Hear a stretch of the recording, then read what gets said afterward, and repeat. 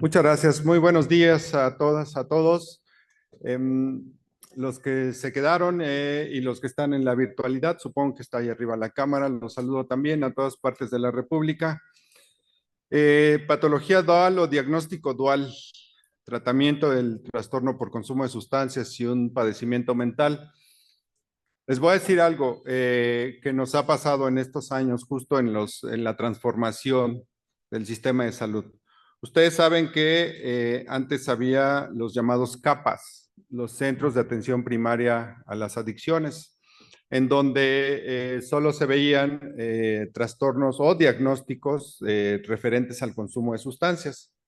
¿Y qué es lo que pasaba? Que llegaban a algún padre, madre de familia o familiares, llevaban a un joven o a un adulto también y lo llevaban a un CAPA y entonces decían consume alcohol o tiene un problema de consumo de nicotina, tabaco o un problema con cannabis o con alguna otra sustancia. Lo encontramos con metanfetaminas, que normalmente no le llaman así, le dicen el foco o el cristal, o incluso los inhalables, ¿no? Que también es bastante común en estas unidades. Y entonces en la entrevista eh, reconocían que había un problema de ansiedad o de depresión. Los clínicos, los psicólogos o los trabajadores y trabajadoras sociales de los antes CAPA.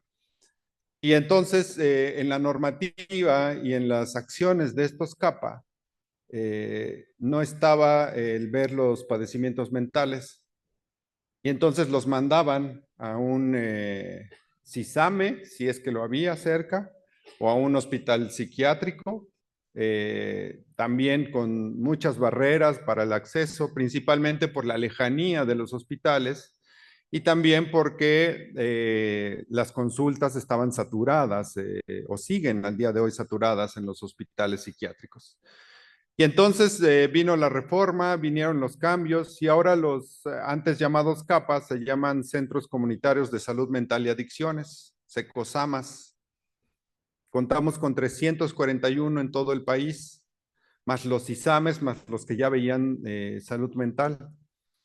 Pero ¿qué quiero decirles de este cambio? Que en promedio, depende de, hay muchos factores, pero en promedio veían entre unas 500 y 600 consultas mensuales los CAPA referentes al consumo de sustancias o los trastornos por uso de sustancias o por abuso de sustancias, entre 500 y 600 consultas al mes. Toda vez que se hace la reforma y se les cambia el nombre y se capacita al personal a SECOSAMA, Centros Comunitarios de Salud Mental y Adicciones, sucede que al día de hoy ven más de 1,000 consultas de salud mental y aproximadamente 300 de consumo de sustancias. Esto cambió de una manera radical y estas 300, en su mayoría, comparten y son del famoso, la patología dual o del diagnóstico dual, precisamente. Entonces, quería comentárselos, iniciar con esto, porque precisamente esta necesidad tan grande que hay en las comunidades de los padecimientos mentales nos lleva hacia el tratamiento del uso, abuso o dependencia de sustancias en su caso. ¿Me pasan la primera, por favor? En la Comisión Nacional de Salud Mental y Adicciones reforzamos, y gracias a la cooperación de muchas otras instituciones, algo que le llamamos ahora el Observatorio Mexicano de Salud Mental y Adicciones. Este observatorio se alimenta no solamente de los hospitales psiquiátricos, de los ecosamas, sino de todas las diferentes unidades de atención que hay en el país para poder tener estos datos. Son datos clínicos. Como ustedes lo saben, nos referimos, no son de población general, sino de pacientes o de usuarios que tenemos y sus familias. Y como ven, la demanda de tratamiento, como pueden ver aquí, es principalmente a los estimulantes de tipo anfetamínico. Vean, casi la mitad de las consultas que vemos relacionadas a sustancias son de anfetaminas o estimulantes tipo anfetamínicos. En general, no llegan por alguien que diga es que consume anfetaminas. Resulta que después de unos meses, dependiendo factores también y medioambientales, eh, entre 5 o 6 meses, un poco más a veces, o un poco menos a veces también, se presentan síntomas psicóticos. Y entonces estos síntomas psicóticos son tan aparatosos que llegan a consulta. En el Hospital Fray Bernardino, los que están aquí, que trabajan también, ha sido algo que han visto con los años cómo va creciendo la psicosis secundaria al uso de sustancias y pasó a ser uno de los primeros motivos de egreso hospitalario. En segundo lugar, vemos los problemas de alcohol, que la gran mayoría de los que usan alcohol lo usan a manera de automedicación, es decir, se quitan la ansiedad o tratan de quitarse la ansiedad con el uso de alcohol. Después vemos el cannabis, la marihuana también, y ya más abajo vemos la cocaína y las demás sustancias. Pero vean, y es importante que sepamos como profesionales que una de las demandas de tratamiento en población clínica son los estimulantes de tipo anfetamínico. Entonces hay que ponernos a revisar desde la sustancia, desde su química hasta la recuperación en la comunidad de alguien que tiene un problema con esta sustancia. La que sigue, por favor. Esta misma gráfica, si lo ponemos en un mapita en el territorio nacional, pues es la misma que la anterior. Si vemos hacia el norte y occidente es donde están la demanda principal de estimulantes de tipo anfetamínico, y hacia el sur lo que se usa más o lo que demandan más el tratamiento es alcohol y marihuana. La que sigue, por favor.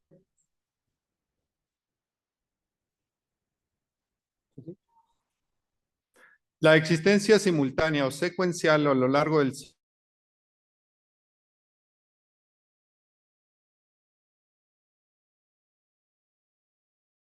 ciento y los que están aquí y están frente a paciente, frente a usuario, frente a consultante, seguramente pueden constatar estos datos. Yo diría que incluso es la mitad de nuestros usuarios que consultamos tienen también comparten esto, un padecimiento mental y uso de sustancias. Muchas veces no se niega y ustedes mismos lo constatan cuando le preguntamos si usa alguna sustancia, dicen, no, yo no uso drogas, yo nada más uso alcohol y tabaco.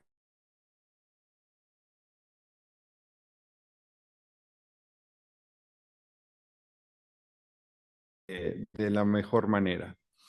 Las causas o la famosa etiología en realidad es multifactorial, como lo sabemos todos los que trabajamos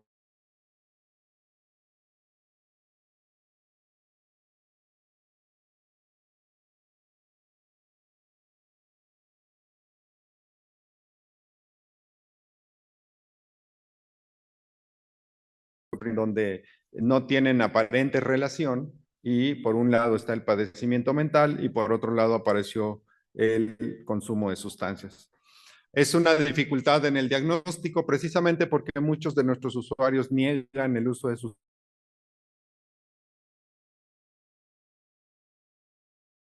dificulta el diagnóstico y también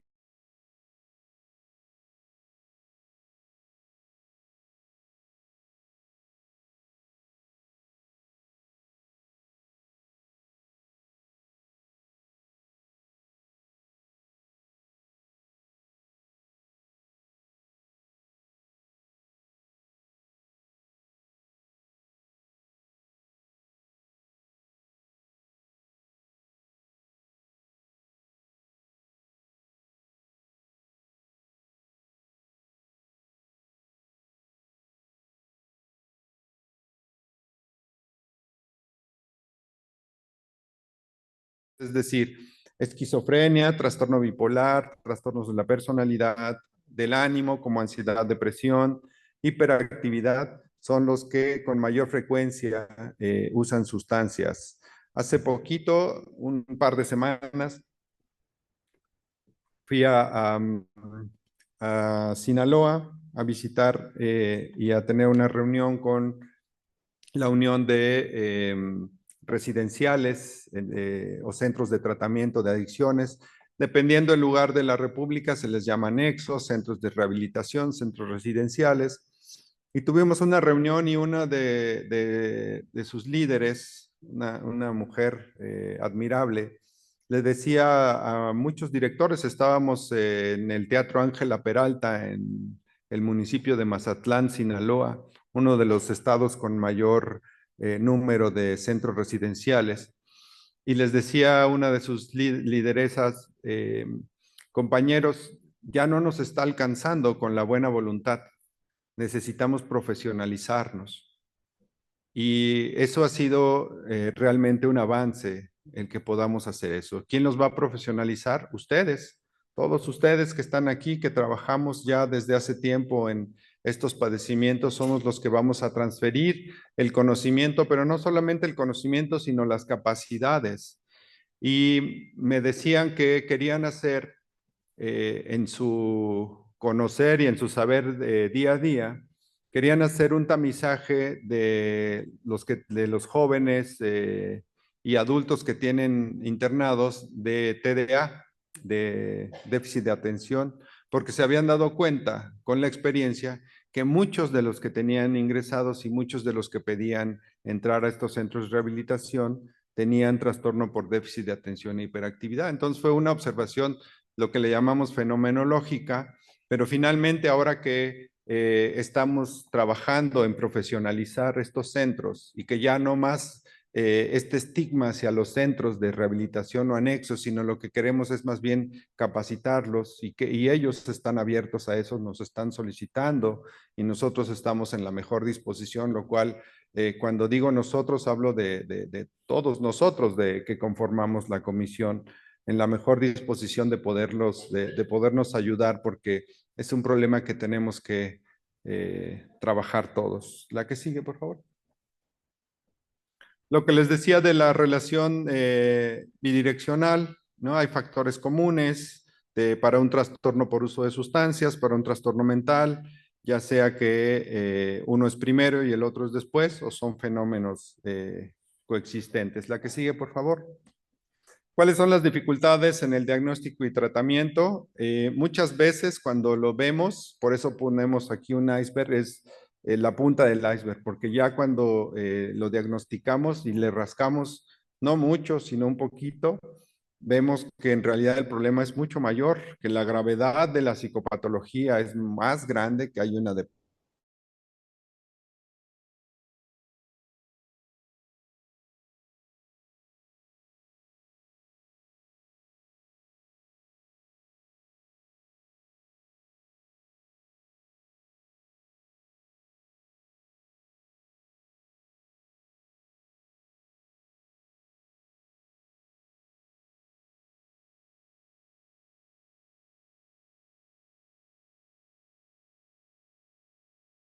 social en quienes tienen un diagnóstico dual. Hay mayor riesgo de suicida, por supuesto, de 10 que consuman el suicidio, 8 tenían una sustancia en su cuerpo. La principal es el alcohol, es encontrada. Su índice de funcionamiento global o su funcionalidad es menor. Y también hemos visto que quien tiene un padecimiento de este tipo también sufre de por sí tenemos problemas con el apego, con nuestros usuarios, con nuestros pacientes.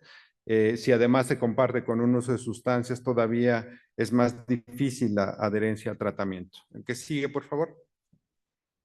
Aquí podemos, se ilustra con unas simples gráficas los modelos de tratamiento, un tratamiento secuencial, como se dice, servicios de atención a la salud mental. Vemos por un lado la salud mental, por otro lado las adicciones, que es lo que les comentaba en un principio, ¿no? Que iban a un lugar, a un CAPA, a ver el tratamiento del consumo de sustancias y después iban a otro lugar, un CISAME, a tratar la depresión o la ansiedad. Y luego regresaban otra vez al CAPA y otra vez para acá, y entonces no se veía de manera integral. Incluso el día de hoy esto ya está reformado y está cambiado, pero cuando iniciamos, recuerdo muy bien que visitamos la ciudad de Durango y los que conocen estos centros, que yo creo que casi todos los que estamos aquí, los que nos están viendo, la mayoría de estas UNEMES, capas, antes llamadas ahora secosames, CISAMES y capacits que se comparten, se construyeron por ahí del 2009-2010 y entonces se construyeron como módulos integrados, es decir, UNEMES y todos juntos. Pues resulta que la ciudad de Durango, si veían en un capa, que todavía se llamaba así, un problema de salud mental o un padecimiento, voy a decir depresión, el CISAME estaba a un ladito, pero no se comunicaban y no se hablaban. Tenían que darles una hoja de referencia para irse a su centro de salud, a la cabecera municipal. Y luego en la cabecera municipal, en el centro de salud, darles una hoja de referencia para ir al CISAME y regresaban al CISAME cuando en realidad las unidades estaban pegaditas. Al día de hoy, con las reformas y con todo el trabajo que han hecho todas y todos ustedes, eso ya no sucede así. Tanto en el CISAME como en el SECOSAMA, no solamente se hablan, sino que suman esfuerzos, no se duplican acciones y ahora los podemos ver como dice aquí abajo en la gráfica del tratamiento paralelo. Es decir, una coordinación suficiente, no insuficiente, para un tratamiento integral, que es lo que buscamos en la mayoría de las ocasiones. La que sigue, por favor, que es justamente esto, el tratamiento integrado, en donde tenemos que ir viendo al mismo tiempo el trastorno por uso de sustancias y el padecimiento mental que muchas veces uno deriva del otro. La que sigue, por favor. Estos cuadrantes, a mí me los platicaron cuando era yo residente en el Instituto Nacional de Psiquiatría y me han servido toda la vida para tomar decisiones, ¿no? Por un lado está la severidad del trastorno mental y por el otro lado la severidad del consumo. Y entonces, si nosotros vemos cada uno, ya sea A, B, C o D, es cómo vamos a tomar las decisiones. No para enviarlo a otro lugar o a otra instancia, sino para ver por dónde vamos a iniciar nuestro tratamiento o cuál sería la mejor forma. En el caso de los que caen en el cuadrante C, lo más recomendable es que sea tratado en un hospital o en un centro de alta especialidad, es decir, en un hospital psiquiátrico. La que sigue, por favor. La que sigue. Ahí. En el Hospital Psiquiátrico Fray Bernardino Álvarez tenemos una clínica de patología dual. Aquí está nuestro doctor Estrella, que lleva la dirección de esta clínica. Sin embargo, no solamente es un médico, sino es todo un equipo y todo un hospital que ahora lo ven así. En el Hospital Juan N. Navarro también hemos conformado ya una clínica en donde, como ven este algoritmo o este pequeño algoritmo de trastorno mental grave más un trastorno grave, como les decía, del cuadrante C, hay que evaluar si hay necesidad de tratamiento hospitalario, después darle un seguimiento ambulatorio. Buscamos la abstinencia, que como ustedes saben siempre hay recaídas. La regla es la recaída en este tipo de tratamientos. Y todo esto tiene que llevar la integralidad de una psicoeducación para el usuario, para sus familias, de psicoterapia multimodal, intervenciones psicosociales, desde trabajo social, una rehabilitación cognitiva en muchos de los casos, y por supuesto la familia tiene que participar, de lo contrario es difícil llegar a buen término. La que sigue, por favor. Solo por mencionar algo que todos ustedes ya saben, pero los grupos de sustancias psicoactivas, los depresores, en México, fuera del alcohol, que es, como les digo, lo que más personas matan, en el 2022, aproximadamente 250,000 mexicanos y mexicanas murieron por problemas relacionados al consumo de alcohol. Los barbitúricos, las benzodiazepinas, como les mencioné, que es un problema grave en nuestros adultos mayores. Y los opioides, que también es algo que cada vez se consume más y que nuestros vecinos al día de hoy tienen un problema muy grande y muy grave.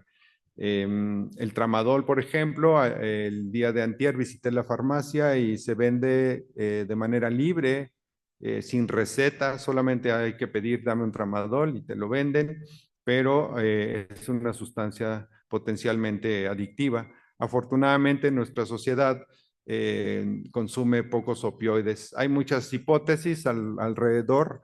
Les platico una que escuché o nos platicó un experto de Holanda.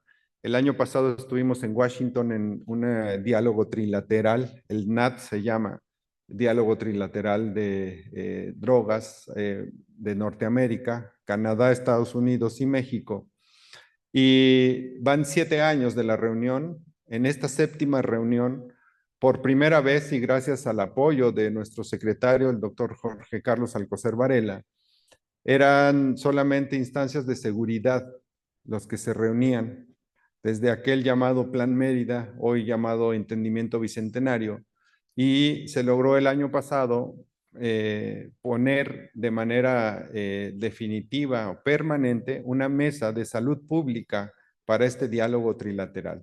Aunque a todos nosotros nos parezca como un tanto que, pues claro que debía hablarse de salud pública, pues resulta que los 6 años anteriores no se hablaba de salud pública o desde la salud pública. En realidad se hablaba desde las instancias de seguridad, desde los gobiernos de Canadá, Estados Unidos y México, y al día de hoy, gracias al apoyo de las autoridades en México, hemos podido tener ya una mesa permanente y cada año ya este diálogo trilateral se va a llevar a cabo con una mesa de salud pública para el consumo de drogas. Y el invitado especial, siempre hay un invitado especial, así como en este congreso es el Hospital Samuel Ramírez Moreno. El invitado especial era Holanda. Como muchos de ustedes saben, Holanda tiene una política de drogas distinta al occidente desde hace muchos años, desde hace décadas, y nos decían que allá tienen regulados los opioides.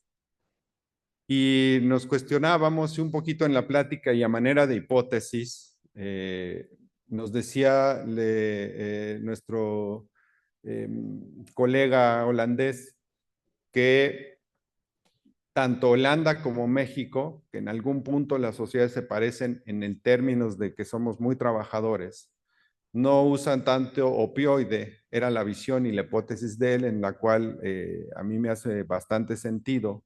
Sin embargo, hay que estudiar mucho más al respecto, porque el opioide no te deja funcionar, no te deja trabajar, no te deja, el opioide es un depresor del sistema nervioso. Y entonces decían, el holandés el lunes tempranito ya quiere subirse a su bici y el opioide no lo deja subirse a su bicicleta y no lo deja trasladarse a sus lugares tanto de trabajo, escuela o a donde asistan.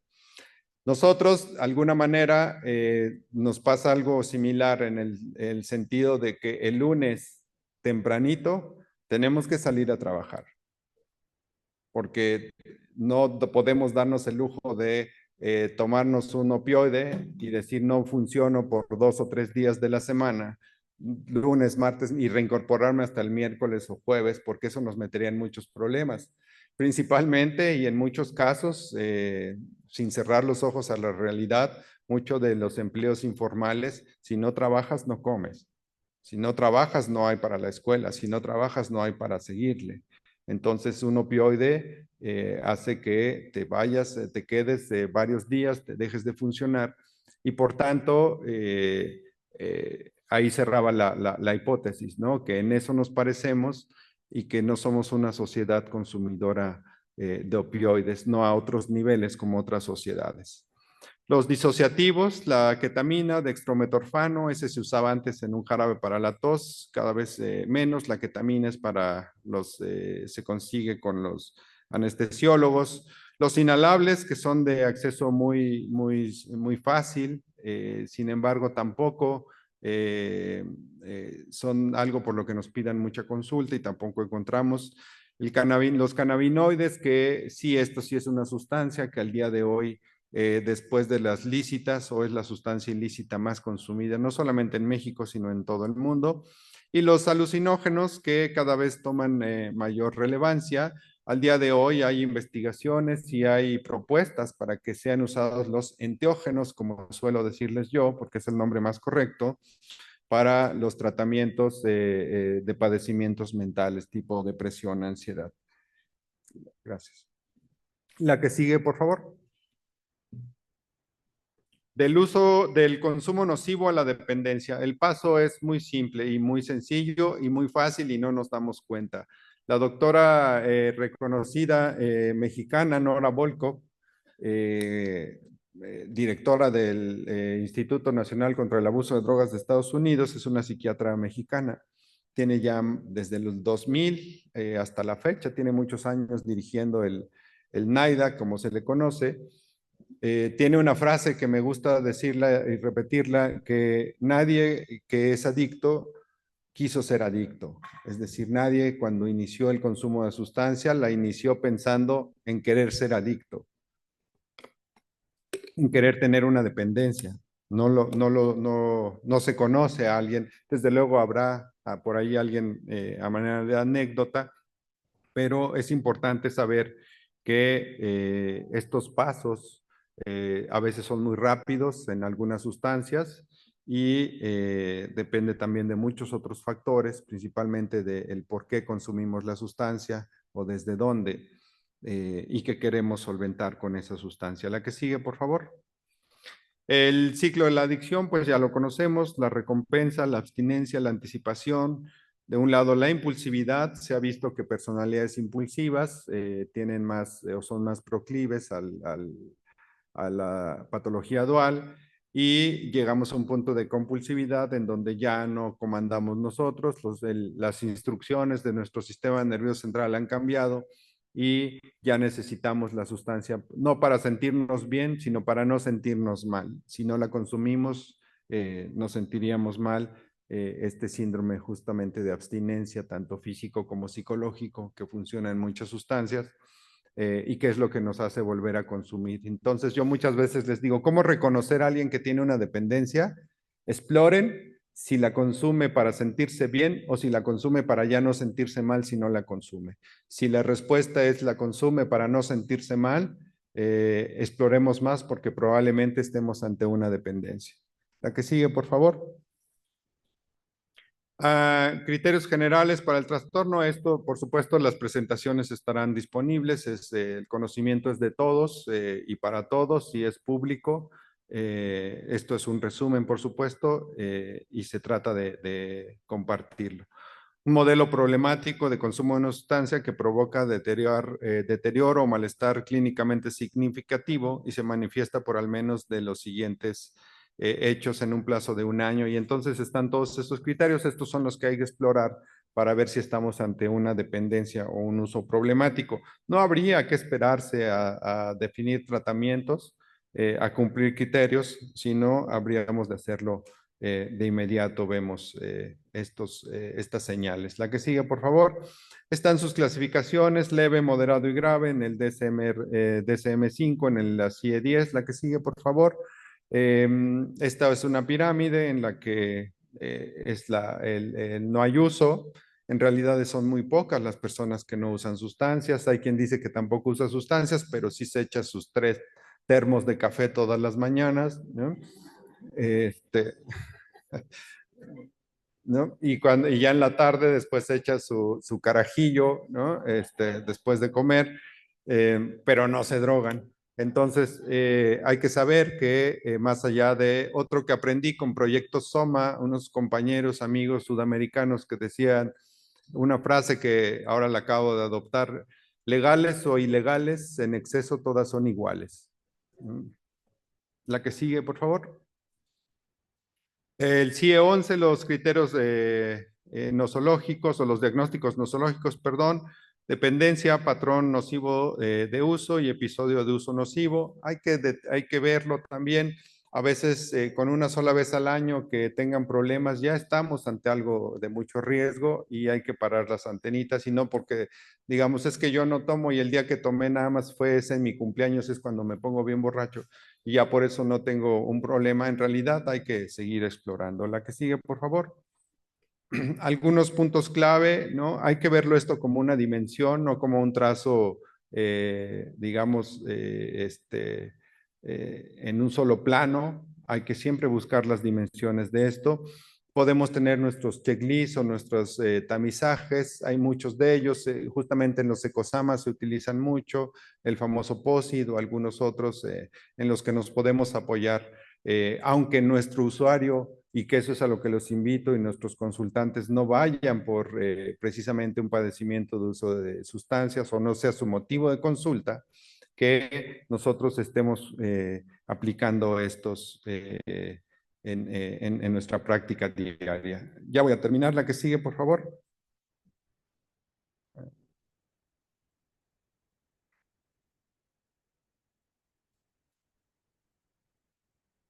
Ahí está. Ah, aquí, sí. Tratamientos de los trastornos por consumo de sustancias, de los farmacológicos, las intervenciones conductuales, la neuromodulación y la reducción de riesgos y daños. En algunas ocasiones, y esto es algo de lo que también hacia allá hemos de llevar la política, la reducción de riesgos y daños. Fuimos también, estuvimos en Verter, a quien mando un saludo, y en Prevencasa, son asociaciones civiles que tratan a personas consumidoras de opioides, en este caso de fentanilo, de heroína, de inyectables. Y justamente hay muchos que no es que no quieran dejar de consumir, ya no pueden dejar de consumir. Cuando ya no se puede dejar de consumir, tenemos que utilizar las estrategias de reducción de riesgo y daño. Y la primera medida de reducción de riesgo y daño es si no consumes, no consumas. Pero quien ya no puede dejar de consumir, hay que ayudarle también. No es un delincuente, no es un criminal, no es alguien que no merezca el derecho a su salud como todos lo tenemos. La que sigue. Les dejo esta también, que es el modelo transteórico del cambio, el cómo podemos hacer una espiral hacia arriba o hacia abajo o multidimensional para poder ver en qué momento. Algo que también aprendí y que se los comparto, revisar este modelo, porque si estamos en una fase de precontemplación, que es la uno que dice ahí, dice etapa en la que no existe voluntad de cambiar la conducta, el problema, el padecimiento o carece de conciencia del problema o lo minimiza. Entonces, muchas veces las familias o el mismo usuario nos llega en la etapa precontemplativa y entonces va a ser más difícil. Seamos pacientes también nosotros para poder encontrar el momento en qué fase se encuentra de este modelo para poder abordarlo de mejor manera y poder mejorar la adherencia. La que sigue, por favor. Era ya la última. Les agradezco mucho, es algo que para nosotros es muy importante desde la comisión, algo que ha cambiado y que nos han reconocido no solamente en México, sino en el mundo. La misma doctora Volkov, allá en este último diálogo en Washington, reconoció la nueva política de México de haber juntado el tratamiento y la política de drogas con la de salud mental como algo muy atinado. Otros países lo han reconocido, como Argentina, como la misma, los Países Bajos, Holanda, Inglaterra, por solo mencionar algunos. Nos han preguntado primero cómo le hicimos para convencer a las autoridades de que fusionáramos esto y luego cómo lo ejecutamos. Y lo ejecutamos con todas y todos ustedes que siempre han sabido de una u otra manera que esto tenía que ir de alguna manera junto, porque no podemos separarlo, no podemos tratar de manera, como lo mencionamos ahí, secuencial, es decir, primero una, luego otra, para esto te vas a un lugar y para eso te vas a otro lugar, sino una política integral, porque un trastorno por uso de sustancias es un trastorno mental también. Les agradezco mucho su atención a todos los que nos están viendo en las redes, a todos los que están aquí. Muchísimas, muchísimas, muchísimas gracias. Nunca más el cuerpo sin el alma. Nunca más el alma sin el cuerpo. Muchas gracias.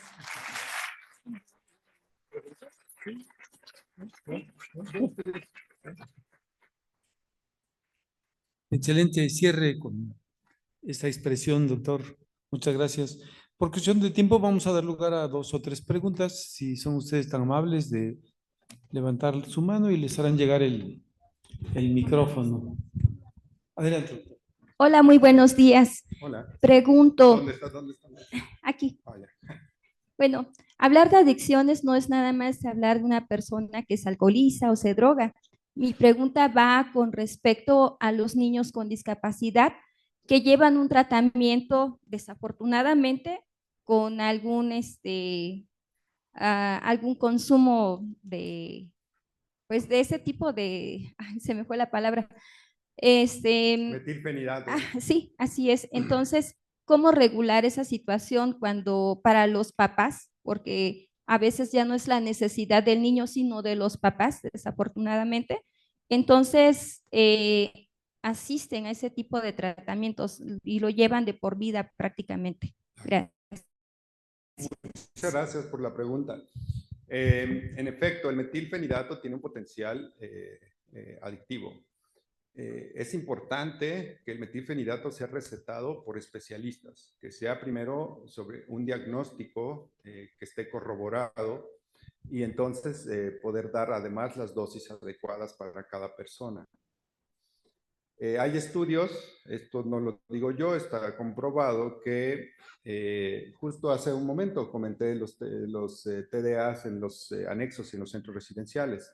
Si un niño que tiene TDA comparado con un niño con TDA sin tratamiento, uno con tratamiento, uno sin tratamiento, la posibilidad de que consuma y tenga un trastorno por uso de sustancias en la vida adulta es más alta el que no tiene tratamiento por metilfenidato que el que sí tuvo tratamiento.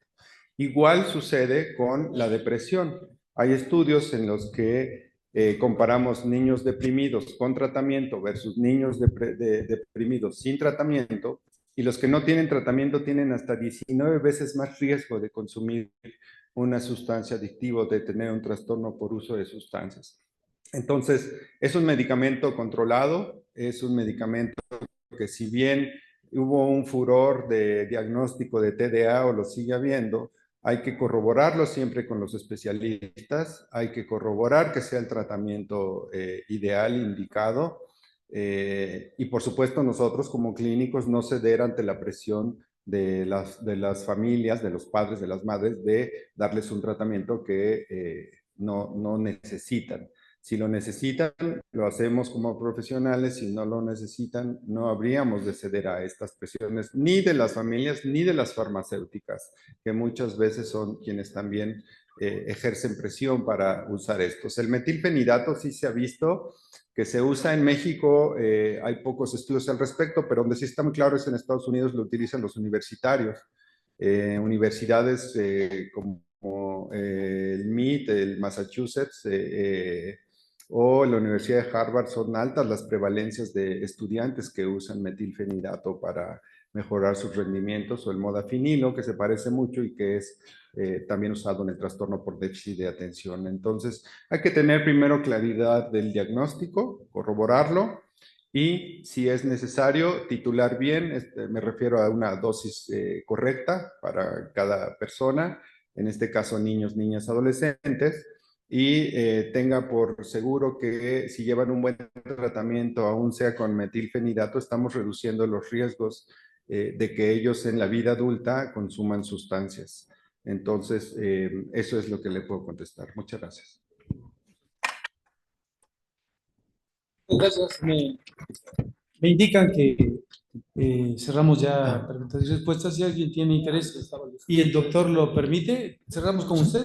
Sí. Por favor. Doctor, bueno, felicitarlo primero por su excelente ponencia y preguntarle cómo están manejando el trastorno por adicciones en la parte genética.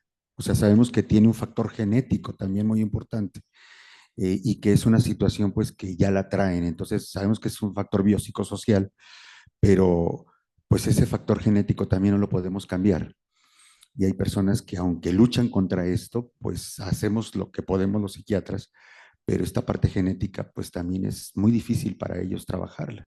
Claro, muchas gracias por la pregunta. ¿Se refiere a, cuando dice genética, a la parte hereditaria? Así es. Ya, gracias. Sí, bueno, así como heredamos los genes, también heredamos un medio ambiente. Aquí es importante en ambas situaciones, es decir, en los fenómenos epigenéticos que se le llaman, que traemos la carga genética y que el medio ambiente va o no a destapar una conducta. Y en algunos casos la carga es muy alta, la carga genética, ¿no? Si vengo o provengo de una familia donde hay alcoholismo, por ejemplo, o hay tabaquismo, no solamente traigo los genes, sino si el medio ambiente lo permite o suma a favor, pues va a ser, por supuesto, algo que suceda con los hijos y es donde decimos lo heredó, ¿no? Heredó el alcoholismo del abuelo, de los padres o el tabaquismo, por mencionar estas dos sustancias que son muy comunes y normalizadas. Esto es algo de, cuando hablamos de un tratamiento integral, nos referimos a eso. Cuando hablamos de las intervenciones psicosociales, nos referimos justo a eso. Cuando una trabajadora o un trabajador social hace su intervención, nos referimos a esta parte medioambiental. La parte genética, hasta el día de hoy no podemos hacer nada, pues más que saber que existe la carga genética, pero todavía la medicina o la genómica todavía está muy en pañales. La verdad es que sí quisiéramos que existiera ya. Tengo carga para cardiopatía y entonces me tomo una cápsula que me va a arreglar todos mis genes para que no me suceda esto, pues todavía no existe. Sí aspiramos a eso y ojalá nos toque verlo, pero mientras eso no llegue de una manera más potente o fuerte desde la genómica o la medicina genómica, lo que sí podemos modificar es el medio ambiente. Y es esto lo que le llamamos la epigenética, en donde vamos a ver cuáles son estos factores del medio ambiente que detonan estos genes o esta carga para desarrollar uno u otro trastorno. No nada más en los padecimientos mentales, sino en general, incluida la diabetes, que está muy claro que hay una carga genética. Entonces, el que trabajemos desde el medio ambiente, desde los hábitos familiares, desde los hábitos alimenticios, los hábitos de actividad física, entre otras cosas, por supuesto, nos va a ayudar a que esto, que sí viene una carga, no suceda o suceda de una manera muy tardía y en el mejor de los casos, si va a suceder, que sea de una manera leve, o también si sucede, pues empezar a trabajar porque sabemos que hay un gran riesgo en alguien que, por ejemplo, tiene ambos padres diabéticos y si no trabajamos en la parte medioambiental, en sus hábitos, pues realmente no vamos a poder ayudar mucho. Acá funciona exactamente igual. Hay que trabajar entre todas y todos y siempre pedir el consejo de nuestros trabajadores y trabajadoras sociales, que es muy importante. Además, aprovecho para decirles que los trabajadores y trabajadoras sociales no están nada más para hacer estudios socioeconómicos, sino en realidad son profesionales que están preparados para ayudar al cambio medioambiental y social en sus comunidades y en sus familias. Muchas gracias a todos. Muchas gracias, doctor. Gracias a ustedes. Vamos a entregarle un reconocimiento y un presente al doctor Juan Manuel Quijada Gaitán y agradecerle nuevamente, doctor. Muchas gracias por su participación. Ahí está. Muchas gracias a todos. Gracias. Un abrazo, doctor. Gracias.